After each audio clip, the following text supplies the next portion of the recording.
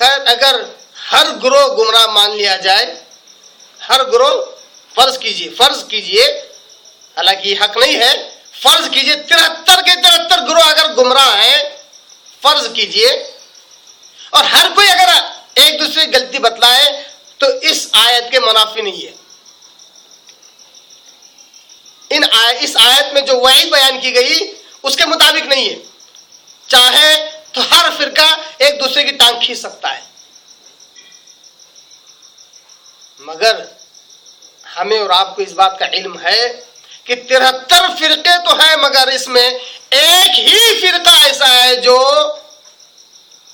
ناجی فرقہ ہے، نجات پانے والا فرقہ ہے، جو حق پر ہے۔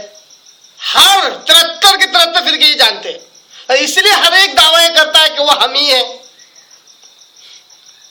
جب ایک کوئی حق ہے تو ظاہر سی بات ہے اس حق فرقے میں کجی تلاش نہیں کی جا سکتی، لوگوں کو اس طرف جانے سے روکا نہیں جا سکتا۔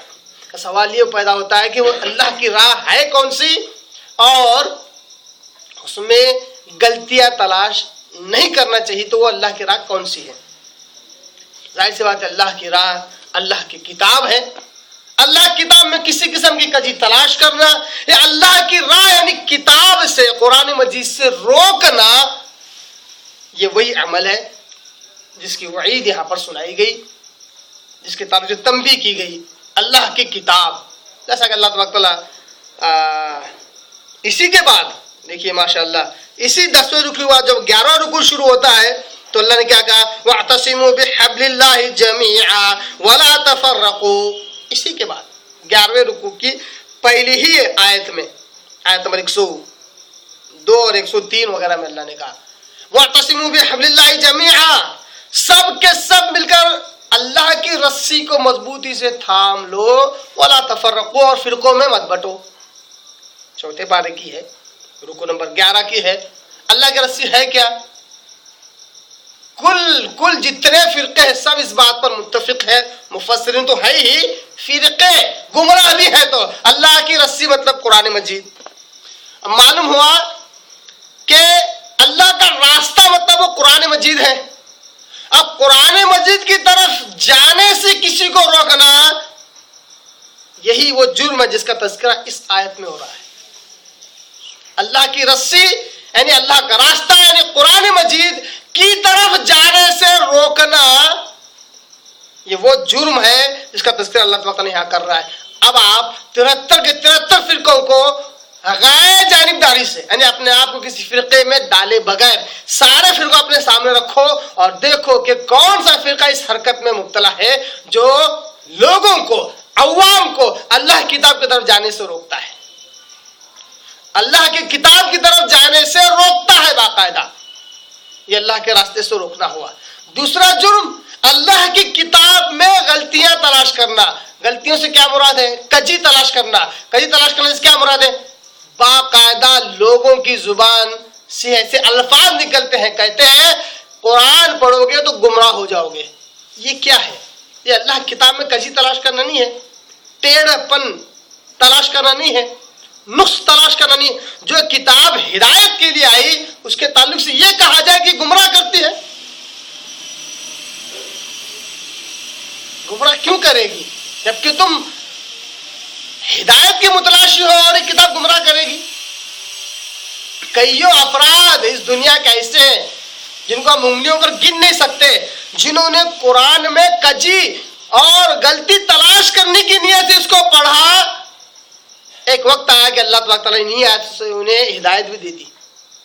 غلطی تلاش کرنے کی نیت سے قرآن کو پڑھا، جب تک وہ پڑھتے رہے ایک وقت تک اس میں ان کو غلطیاں نظر آئی۔ جب اللہ تبارک تعالیٰ نے ان کے دل کی دنیا بدل دی تو اللہ نے اسی قرآن سے انہیں ہدایت بھی دی۔ تو جتنے فرقے ہیں جن میں یہ بیماری پائی جاتی ہے کہ عوام کو قرآن مجید کے پڑھنے سے روکا جاتا ہے تو اللہ کے راستے سے روکنا ہے، اور قرآن مجید میں غلطیاں تلاش کرنا یہ دوسرا جرم ہے۔ وَاعْتَصِمُوا بِحَبْلِ اللَّهِ جَمِيعًا، اللہ کی رسی کو مضبوطی سے تھام لو۔ رسی کی صفت کیا ہے؟ تھامنا ایک صفت، ایک عمل بتلایا گیا، اور رسی ایک چیز بتلائے گی۔ ظاہر سی بات ہے رسی اگر نیچے گری ہوئی ہو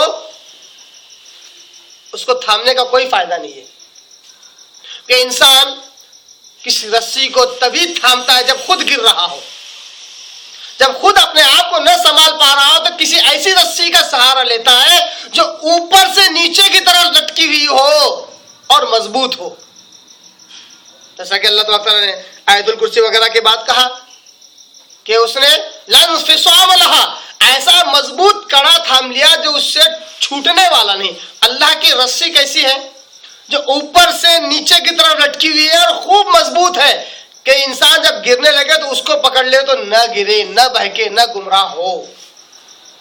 ظاہر بات ہے رسی نیچے نہیں ہے، اوپر سے نیچے آنے والی چیز کو رسی کہا اللہ نے. حبل سے مراد کیا ہے؟ رسی اوپر سے نیچے آنے والی ہی ہو، جس کو کہتے ہیں نازل شدہ. اب آپ دعویٰ کیجئے کہ وہ صرف قرآن مجید ہے، نہیں کر سکتے آپ. قرآن مجید تو یقیناً آسمان سے زمین کی طرف نازل ہوا، اس کے ساتھ اللہ تعالیٰ نے ایک اور چیز بھی نازل کی اور وہ ہے احادیث مبارکہ. یہ دونوں آسمان سے نازل ہوئے، یہ دونوں اللہ کی رسی ہیں. اس لیے مفسرین کرام چیلنج ہے، میرا دعویٰ کر رہا ہوں، اس قرآن کی آیت نمبر 103 اگر آپ کھول کر دیکھیں، کل اتفاق کے ساتھ جو مفسرین متقدمین ہیں پرانے، یقیناً آپ کو ان میں یہ بات ملے گی کہ اس میں حبل سے مراد قرآن اور حدیث ہے، دونوں کا تذکرہ ملے گا. ہو سکتا ہے متاخرین میں جو نئے مفسر اپنے آپ کو بنانے لگے، ہو سکتا ہے اس میں سے حدیث کو نکالے ہوں اور صرف قرآن کا تذکرہ کیے ہوں. یہ بعد کے مفسرین میں یہ بات مل سکتی ہے، مگر 1000 سال پرانی، 800 سال پرانی جتنی بھی تفسیریں آپ کو ملیں گی، 50 سے زیادہ تو تفسیر کتابوں کے نام مجھے پتا ہے، اس سے پتہ نہیں کتنے اور زیادہ ہوں گے. 50 سے زیادہ تو تفسیری جو پرانے ہیں اس میں یہ بات باقاعدہ لکھی ہوئی ہے کہ اللہ کی رسی سے مراد قرآن حدیث ہے، دونوں اوپر سے ہی نازل